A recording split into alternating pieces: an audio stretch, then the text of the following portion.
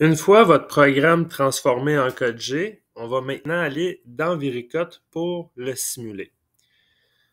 Sur l'ordinateur, vous allez ouvrir en premier Viricot.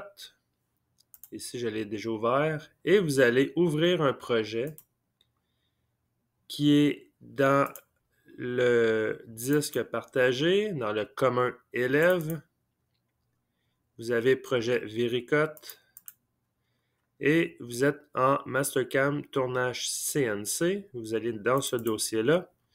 Et on va ouvrir le tutoriel numéro 1. On a une extension VC Projet, c'est lui qu'il faut ouvrir. On clique dessus et on fait ouvrir. Ça va prendre quelques instants pour charger tous les fichiers du projet.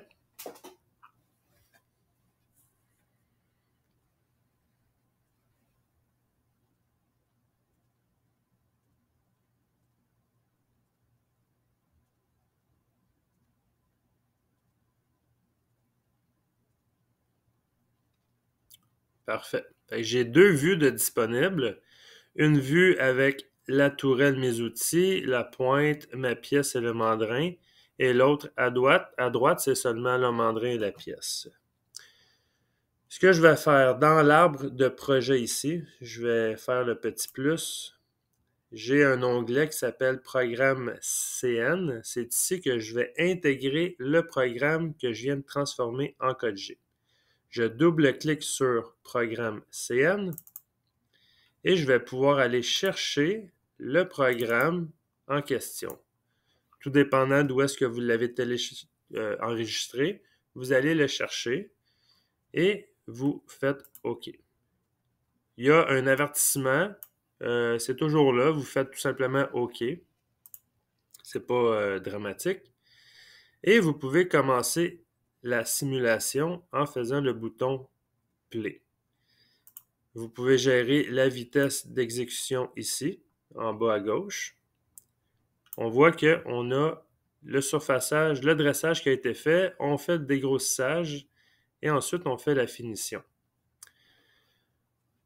Ici, on a, si vous voyez des erreurs comme ça, là, en rouge, par exemple, le mot tutoriel numéro 1, Mastercam n'est pas défini, c'est pas grave, c'est juste que au début de votre programme, si on va le regarder ici, vous avez une série de commentaires entre parenthèses, puis Viricot n'aime pas beaucoup ça à certaines occasions. C'est pour ça qu'il vous génère des erreurs en rouge. Mais vous pouvez les ignorer, ces erreurs-là. Mais s'il y a des erreurs de collision ou des choses comme ça, là, ça, il ne faut pas les ignorer. J'ai fait l'usinage de ma pièce.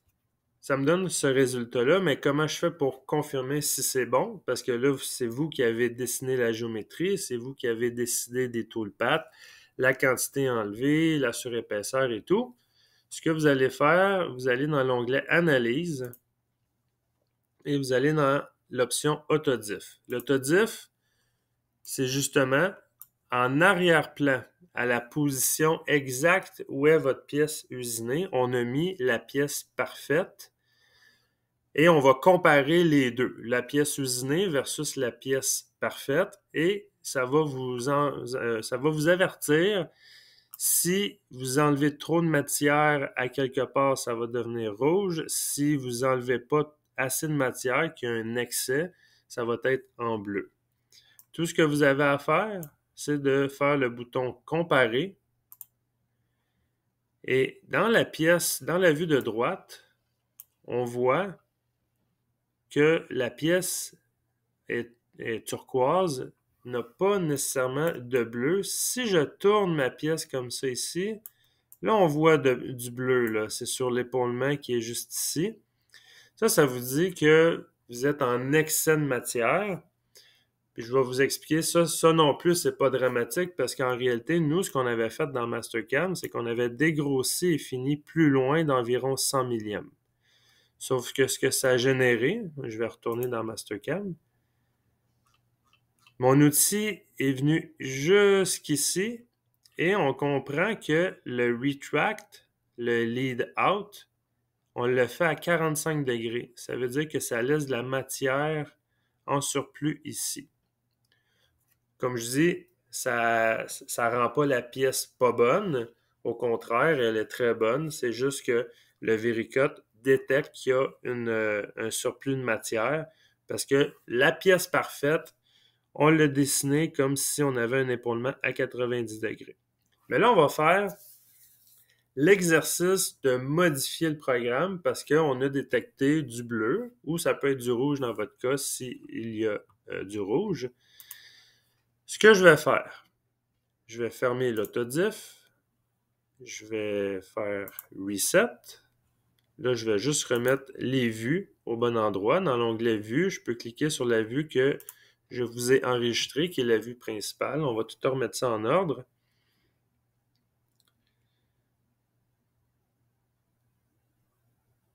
Comme ceci.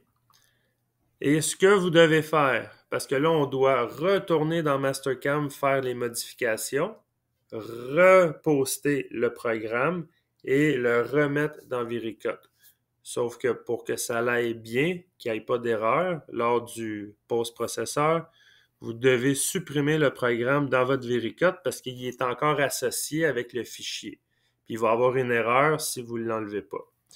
Ce que je vais faire, vous cliquez une fois sur le programme, vous faites tout simplement le bouton supprimer et vous devez faire le bouton RAS, Reset, pour le dissocier du Vericut pour votre programme.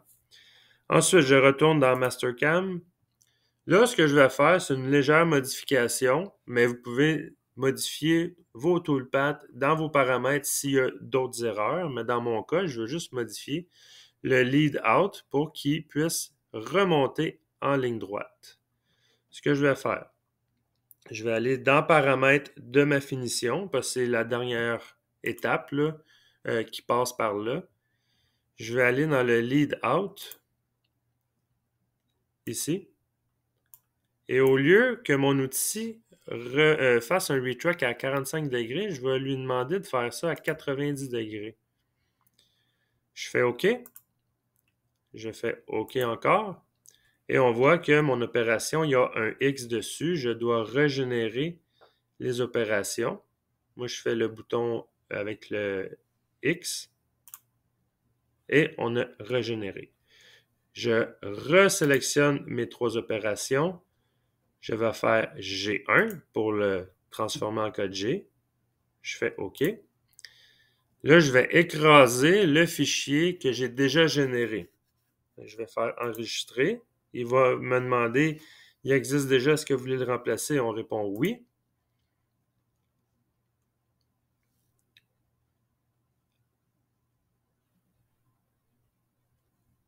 Là, mon programme est maintenant posté. Je vais retourner dans mon Vericut.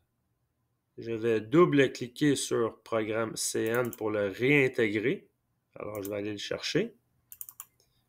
Tutoriel 1.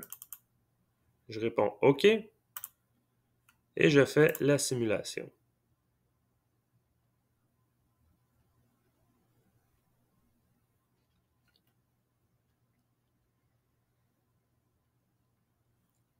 Ensuite, analyse, autodiff, comparer. Et si je tourne ma pièce, on voit que le bleu a disparu. Vous allez faire la même chose pour tous vos projets de programmation. L'essentiel, c'est vraiment s'il y a du rouge ou du bleu lors de votre autodiff, ça veut dire qu'il y a probablement une erreur. Il va falloir corriger cette erreur-là dans Mastercam. Ensuite, reposter le programme et revalider dans Vericut.